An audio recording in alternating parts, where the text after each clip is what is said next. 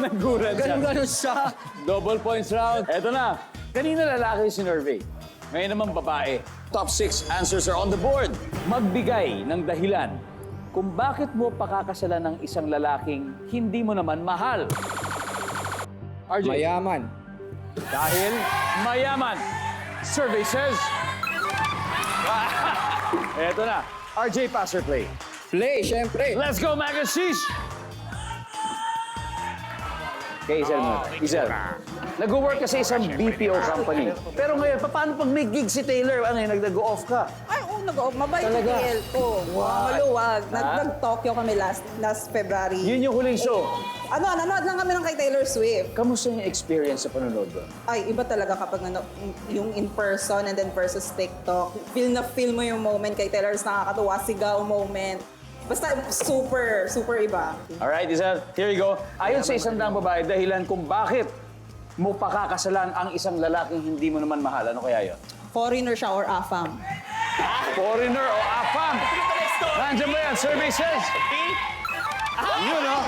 Alright, Taylor. Ay, ako pala. Taylor, so how was your stay in the Philippines so far? Hello po. Charing Tagalog. Tagalog. I'm very fine and looking good and successful. So you just came from Japan? Yes, and Australia del Sur. Australia del Sur. You know, Ron. So when are you going to perform in the Philippines? Actually, I'll be performing in the Philippines, somewhere in BGC, you know what I mean? I'm so excited. Really? So here we go, magbigay ng dahilan. Bakit mo pakakasalan ng isang lalaking hindi mo naman mahal, Taylor? Napilitan. Napilitan. Ng magulang. Napilitan ng magulang. Yes. True. It's your turn. Full time. Kasama mo talaga siya parati. Every time. Every time, every time. Nakakaumay na nga. Hindi naman mahirap pa Hindi sa naman. samahan na talagaan. Hindi, kasi more than 10 years na rin kaming friends na. Wow. So before ako naging manager niya, friends muna kami. Actually kaming lahat. Super Hanep, close no? friends Hanep. kami. Nice one, Drew. Nice one. And good luck because you gotta answer this. Dahilan kung ba't mo pakakasalan ng isang lalaki hindi mo naman mahal ayon sa isang daang babae. Kasi pogi. Pogi! Ganun lang kasimple. Pogi! Yun! RJ! Si RJ po ay isang part-time na kasama ni Taylor at isa siyang licensed interior designer. Hindi ba? Yes. At ito, supportahan naman na rin yung team nyo dahil isang tamang sagot na kailangan pa natin. Dahilan kung ba't pakakasalan ng isang lalaki hindi mo naman mahal, RJ? Mabait. Mabait! Siyempre, one more to go, Isel. Ano kaya ito? For the win. We get this Oh round. my God. Ayon sa isang daang babae, Pressure. dahilan kung ba't mo pakakasalan ang isang lalaki na hindi mo naman mahal. Maganda yung profession niya. Maganda yung trabaho. Nandyan ba yan? Survey says. Wala. Taylor, back to you. Ay, ako agad. Oo, ano kaya? Gusto ito naman. Charing. May business or tagapagmana. Tagapagmana! Wala! Team Pabili po, hadal na. One last, Drew, kundi makakasteal sila. Again, isang daang babae, dahilan kung ba't mo pakakasalan ng lalaki na hindi mo naman mahal. Kasi matalino siya. Kasi matalino!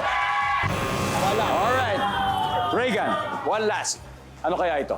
Dahil mga baklang kadala tayo ngayon, yummy! Yummy, Jomar? Ano? Pulis? Anong ginalaman? Bakit pulis? Parang may power.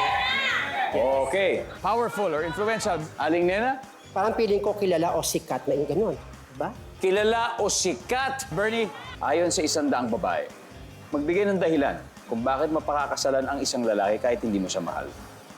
3 seconds. Sikat na may impluensya. Sikat o may influensya. Pag makakuha nila to, tiba-tiba. Survey says. Boom. Wala. Tignan natin. Number 3.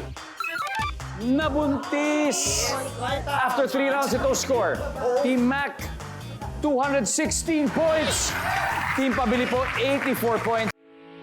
Getting all your Kapuso shows has never been this affordable. Subscribe to the GMA Pinoy Pack on YouTube TV for only $14.99 a month. Watch GMA Pinoy TV, GMA Live TV, and GMA News TV anytime, anywhere.